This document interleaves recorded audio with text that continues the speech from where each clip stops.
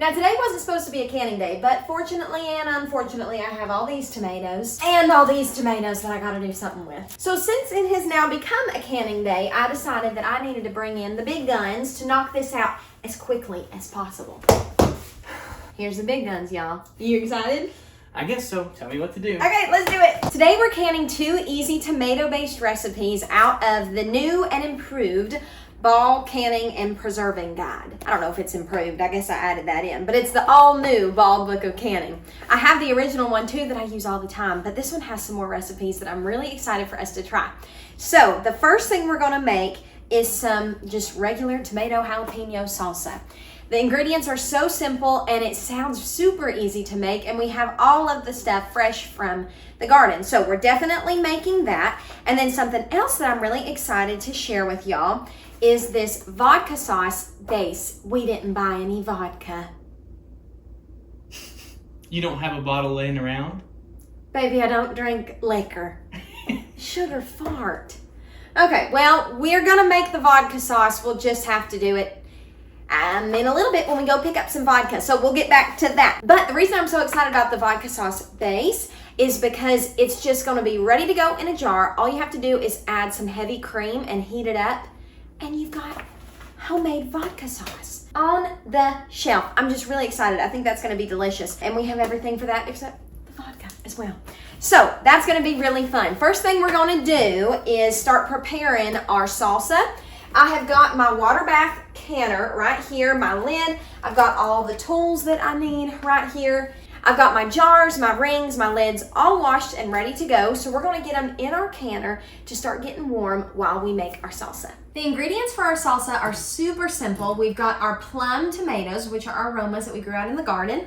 We've got our jalapenos that we grew out in the garden. We didn't grow onions this year, so we grabbed those from the grocery store. We've got some garlic that we grabbed from the grocery store. And I have used up all of my cilantro that I grew, so we got a big bunch of cilantro. And the only other thing that we'll add to this is salt, pepper, and lime juice. So really simple, basic ingredients. All we need to do is get all of our ingredients into this pot, and then we'll bring it to a boil on the stove. So Chris, I'm gonna have you start cutting our tomatoes. So we need to chop them, is what it says. And let me show you this real quick. You can just pull that little top off. Okay. And then when you're cutting, they have a little core in there. So if you can just cut that little core part out and then just chop the tomatoes and dump them in the pot. Okay. Also down here, I have a scrap bag for us. This has all the limes that I juiced a little while ago behind us, and we'll put our scraps right into this bag so we can put them into the composter. As we've been sitting here chopping all this stuff, I started thinking to myself, this is what a food processor is for, especially since we're trying to do this in a jiffy. So I'm gonna start with the jalapenos, get those in here, and you're supposed to seed them and like mince them up, but we like spice. Do you think I should leave some of them whole with the seeds? That's up to you. I think we should. So I'm just gonna top these and then like roughly chop them. I'll probably do half with the seeds still inside and half seeded. And then I'll just drop them in this food processor. Okay, we've got our little food processor right here. Look at that. That's so quick. And we'll do the same thing with our tomatoes. Let's look at that. We don't like our salsa super chunky. I'd rather runny than chunky. I know. Chris just said he'd rather runny than chunky. I think that looks good. Now we can just pour that in there. Yeah, that looks like a great consistency. Little chunky. Okay, so I have my lime juice right here, and I'm gonna put it in our food processor to try and get the rest of what is in here. It's hard to get this totally scraped clean, but I don't wanna waste any of it. So our jars are hot and ready in the canner, and now we need to bring our salsa up to a boil, and it only needs to boil for 5 minutes. Once it's boiled for 5 minutes, we're gonna fill our jars, put them in the canner, and they only process for 15 minutes. This is like such a quick and easy canning project, right, Chris? Oh, right. The easiest. The easiest. And I almost forgot our seasonings. We need 2 teaspoons of salt and 1 teaspoon of pepper. And I am doing a double batch of this because if I've got my canner running, I want to do as much as I can do at one time since I've got all this stuff out. All right, our salsa boiled for 5 minutes, and now it is time to fill our jars. So I'm just gonna get the jars out of our canner, and we have got hot salsa going into hot jars. I do need a ladle, there we go. And I need to check the head space. All right, so it needs a 1/2 inch of head space.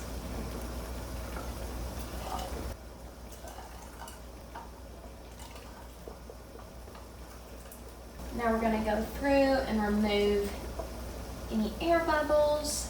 We're gonna top that with just a little bit more to get our head space correct. There we go.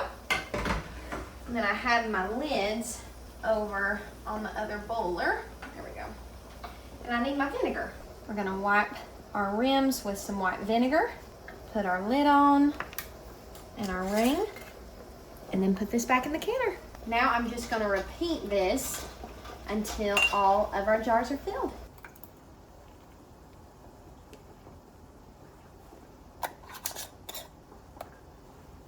All right, all of our jars are filled, so I'm gonna lower them gently down into the boiling water. And our water is already at a full rolling boil pretty much. I'm gonna go ahead and crank it up, put the lid on, and that is as boiling as it needs to be. So I just set the timer for 15 minutes, and we're gonna let these process. While our canner is going, I've got another project that I think we can get done before those jars need to be removed. We've got 9 minutes left, and I think that it's gonna be that easy and that quick. I've got this big old bowl of basil. I have washed and stripped the basil from the stems, and I put it in the fridge for like maybe 3 hours last night, which you're not supposed to do, and I found out afterwards. So some of it has turned dark and kind of shriveled. So we're gonna get the good leaves out, and we are gonna make a triple batch of basil pesto that we can freeze. We might eat some tonight with our supper, and that we can use whenever we want to. I've been freeze drying a bunch of my basil, but I didn't want to freeze dry all of it. I wanted to make some fresh pesto with some of it. Now we're gonna do this right here in our food processor. So usually with pesto, you're supposed to use pine nuts. I don't have any pine nuts, but I do have walnuts, which are a perfect substitution. So for a triple batch, we need 1.5 cups. We need 6 cloves of garlic, and we're gonna start with just those 2 ingredients and get that chopped up real good. All right, that looks good. Now we're gonna add in 6 cups of basil. I'm just gonna like roughly measure this. I'm just gonna squish it down in there. Okay, there's about half of what we need. We're gonna start with that and then add more.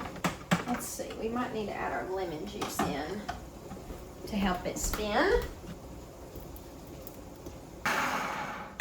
All right, I got 6 cups in there, and we still have this whole bowl full of basil, so we'll be freeze drying that as well, and I'll show you how I get that in the freeze dryer too.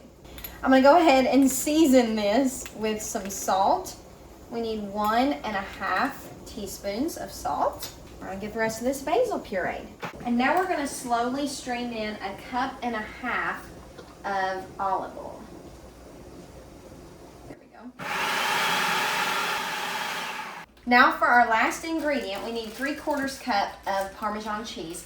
And I think that I've got enough grated already, and I do. I think a little extra cheese won't hurt nobody. I'm just gonna add the rest of that in. This isn't like canning. When it comes to cooking, I don't really feel like it's too much of a science other than making sure you get your, protein to the right temperature. But baking and canning, you definitely wanna follow the recipes exactly, but when it comes to cooking, you can kind of adjust things to your taste. So we just need to run this food processor one more time to get that Parmesan cheese all incorporated. It smells so good. Okay, before we put it up, I want to taste it and make sure we don't need to adjust anything. I think the consistency is perfect. I'll give you a close-up. Here's a little close-up of what it looks like. I don't need to taste that much at one time, just a taste. That is so good. Yum. So what we need to do is get this into containers. I'm gonna put it all in the fridge, and then we'll probably freeze 2 of them and use 1 with supper tonight. All right, we're gonna turn the timer off, turn the eye off, get our little oven mitt, and we're gonna open up this canner. Now we need to let this sit for 5 minutes and then we'll remove them. They need to kind of slowly adjust or otherwise all of that salsa will siphon out the sides and we don't want that. All right, our jars are all done and I'm getting them out of the canner. Look at this. I don't know if that one's still boiling, but this one right here, you can see it's still boiling. That's how hot they get in the canner. It's crazy. So now we're just gonna get them out and these will need to sit at room temperature for 24 hours to fully seal, and we'll just leave them undisturbed. And now that we have got these done, we can get started on our vodka sauce base. Chris ran out and got us our vodka. So, and good thing he did, because I didn't know that you had to go to a liquor store for vodka. That shows how ignorant I am when it comes to alcohol. I thought that was something you could buy at Kroger. It's not. So I need to get the kitchen reset before we start our vodka sauce base. But I want to get this basil taken care of and at least into the freezer so that we can put it into the freeze dryer. So Chris is going to step in and fill these freeze dryer trays up with the basil while I tackle the dishes. We're going to double our vodka sauce base, and we need 6 cloves of garlic if we're doing the regular batch, but now we need 12 because we're doubling it. So we've got 12 cloves of garlic right here, and then we'll need 3 onions chopped up. So I'm just going to use my food processor again and get that filled up and doing the work for me. All right, we're going to get all that into our pot. Okay, bottoms up. I'm just kidding. Shoo-wee, it smells like nail polish remover. I can't do it. Okay, so what we're going to do is add 2 cups of vodka to our onions and garlic into our pot. And I need to Google why. Like, why do we cook onions and garlic in vodka and it creates a delicious Italian dish? You know, I don't know. And then 1 cup of water. Then we need 4 teaspoons of salt. Remember, we're doubling this. And 2 teaspoons of pepper. Now I'm gonna get our eye turned on and get this heating up. I'm stuck. Now we're gonna bring this concoction to a boil, and then we're gonna reduce it to a little simmer, and it's gonna simmer for 10 minutes. Let's go check on Chris with the tomatoes. Chris is doing so good. He got a whole pot ready to go for the food processor. And now I'm gonna sit down and help him cut up the rest. I realized that 12 pounds of tomatoes is probably too much for this little pot, so I'm gonna use my big old pressure canner pot because that's the biggest one that I have, and we're gonna transfer everything into here. We're gonna start our first batch of tomatoes in our food processor. Now all this is gonna get run through a food mill anyways, so we don't have to get it too fine right now. Okay, this is our first time using a food mill for any recipe. I bought this last year, but I didn't get around to using it because I decided to only do diced tomatoes. But this recipe calls for a food mill, so Chris is cranking away on this. I'm gonna give you a look at what it looks like. Now, like I said, it's our first time using it, so we're still maybe learning the best way to use it, but we have it hooked to our table and we're having to use like a big casserole dish to catch the good stuff because there's not much space for a big bowl with the way that it is hooked to the table, as you can see. If you have any tips or tricks, if you have used a food mill, we probably should have watched a video on it before we did it, but we are just going for it.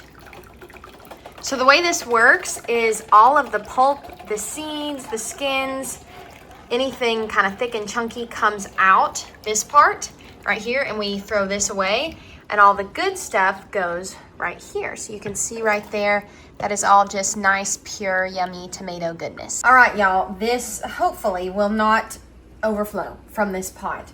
I've got to get me some bigger canning pots. But here is all of our beautiful liquid gold. That's what I'm calling it because we earned it.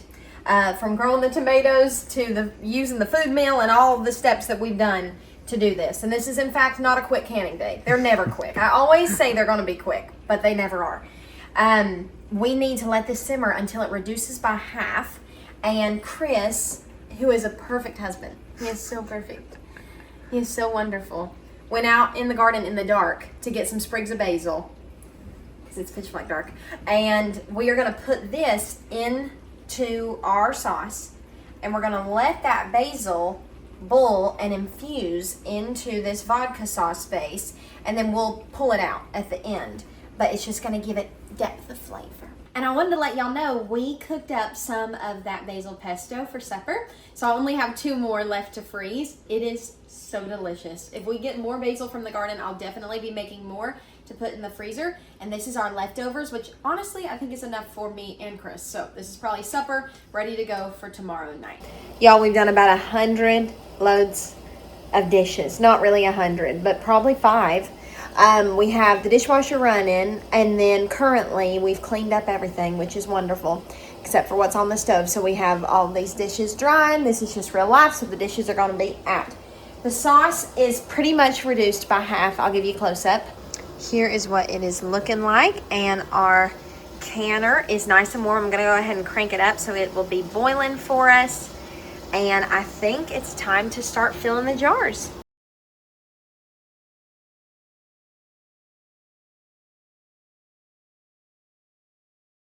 All right, the jars are in there. We ended up getting 7, so I'm not going to pitch a total fit. They're going to process for 40 minutes or 45. Hold on. They're going to process for 40 minutes. And here is a look at all of our finished jars. So we have our salsa right here, and then we have our vodka sauce base over here. Now, this looks pretty watery in the jar, as you can see, but you're supposed to cook it down and then you add heavy cream. And vodka sauce is a pretty thin sauce overall. So I cannot wait to crack this open and make us some pasta with vodka sauce. We've been eating a lot of pasta recently, and I think Chris is a little bit done with it for the time being, but as soon as he's ready for pasta again, we're gonna open that and we'll let you know for sure how it tastes. Maybe we can do a video with a recipe including those so that y'all can enjoy that too.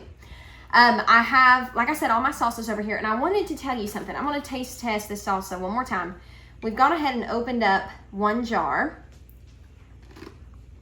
When it comes to canning salsa, I think for the future, I'm going to just continue to make my freezer salsa.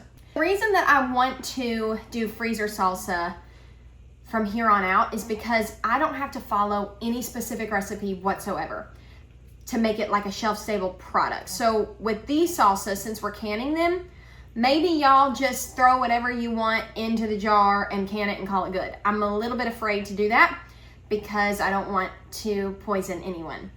So I follow canning recipes to a T. This was the most straightforward and simple canning salsa recipe, but I wish I could have added more to it. Like I wish it had a little bit more spice, or I would have maybe added some cumin or stuff like that. Maybe I could have done that and it still would have been safe. But the thing with making freezer salsa, I can throw all the ingredients in a blender, blend it up, taste it. If I want to add more cilantro, more salt, more cumin, more pepper, more onion, whatever it is, I can just throw it in there, taste it again until I have it just how I like it, put it in these freezer containers, let it thaw in the fridge overnight, and we have got great salsa. And this stays good in the fridge for like a week.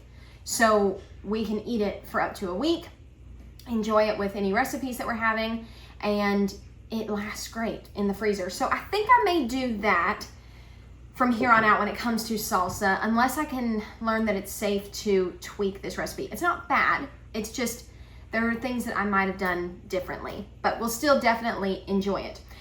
Real quick before we go, I wanted to show you that I canned up some more of our tomatoes as well. We had a bunch of tomatoes that came out of the garden and no freezer space left to wait to can them because we have so many tomatoes in the freezer right now. We have 3 freezers and we're out of freezer space. So I had to can them because there was nowhere for me to put them. So I was able to can up 4 jars of crushed tomatoes, which is one of my favorite ways to can tomatoes. If you're looking for an easy beginner recipe to get into canning tomatoes, I would definitely recommend crushed. You don't have to run them through a food mill. As you can see, the seeds are in here. And I use crushed tomatoes in chili. I use them in spaghetti sauce, marinara, anything like that. And so this is really wonderful to have on the pantry shelf. So here is a look at all of the tomato products we have canned so far for 2025. But like I said, our freezers are full. So there will be more tomato canning days coming up really soon. I know Chris wants me to can a homemade marinara sauce. So we will definitely take y'all along for that journey. And we want to thank you, as always, for spending time out of your busy schedule with us here at the Sasser house. It means the world to us. We can't wait for what is next. We love y'all, and we'll see you down the road. Bye.